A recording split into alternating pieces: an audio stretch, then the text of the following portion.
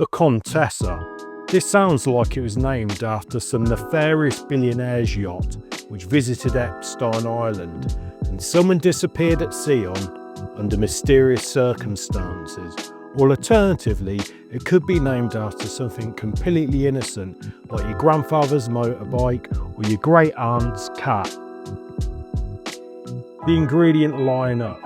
This is a simple one. It's a 3-ingredient cocktail with some ingredients most of us would likely have hanging around the house.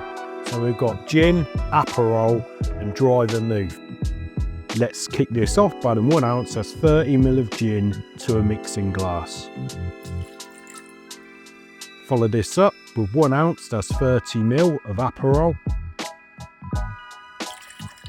Lastly, add 1 ounce, that's 30 ml of dry Vermouth. Add ice, and then I'm going to stir this around 45 times. That should be between 30 seconds to a minute.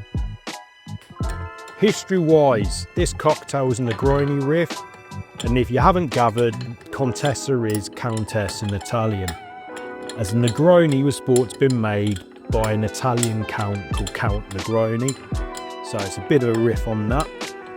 But this drink's roots are in the Boston area in the mid-2000s, where it's thought to have been made by John Gertson at a bar called Drink, although it's thought to have been previously created at another Boston bar called Park No. 9.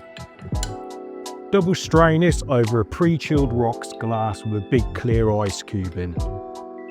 Garnish this with an orange twist.